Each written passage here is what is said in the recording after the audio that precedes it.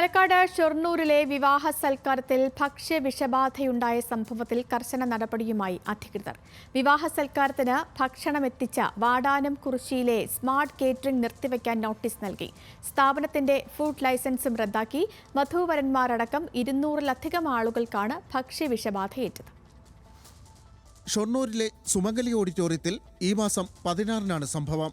വിവാഹ സൽക്കാരത്തിൽ വധൂവരന്മാരടക്കം പങ്കെടുത്ത 200-ലധികം ആളുകൾക്കാണ് ഭക്ഷ്യവിഷബാധയേറ്റത്.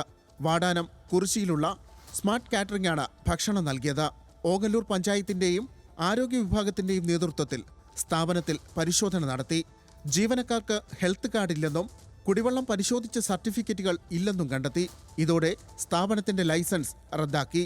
സ്ഥാപനം താൽക്കാലികമായി നിർത്തിവെക്കാൻ നോട്ടീസ് നൽകിയതായി ഓങ്ങല്ലൂർ പഞ്ചായത്ത് അസിസ്റ്റന്റ് സെക്രട്ടറി ഷേർലി പറഞ്ഞു.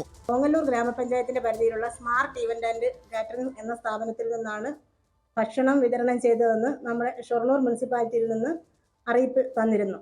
ആയത് പ്രകാരം ഞങ്ങൾ ഓങ്ങല്ലൂർ ഗ്രാമപഞ്ചായത്തിൽ നിന്ന് സ്ഥലം സന്ദർശിക്കുകയും സ്ഥാപനത്തിന്റെ പ്രവർത്തനം താൽക്കാലികമായി നിർത്തിവെക്കുന്നതിനും അവർക്ക് നോട്ടീസ് നൽകിയിട്ടുണ്ട്.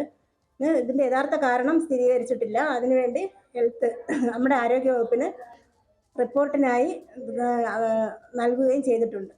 ഭക്ഷ്യയോഗ്യമല്ലാതെ ചാക്കിൽ കെട്ടി സൂക്ഷിച്ച ഐസ് ഉപയോഗിച്ചാണ് വെൽക്കം ഡ്രിങ്ക്സ് തയ്യാറാക്കിയത്. ഇതിൽ നിന്നാണ് വിഷബാധ ഉണ്ടായതെന്നാണ് നിഗമനം. സ്ഥാപനത്തിൽ കൂടുതൽ പരിശോധന നടത്തി റിപ്പോർട്ട് സമർപ്പിക്കാൻ ആരോഗ്യ വിഭാഗത്തിന് നിർദ്ദേശം നൽകിയിട്ടുണ്ട്. ന്യൂസ് മലയാളം, പാലക്കാട്.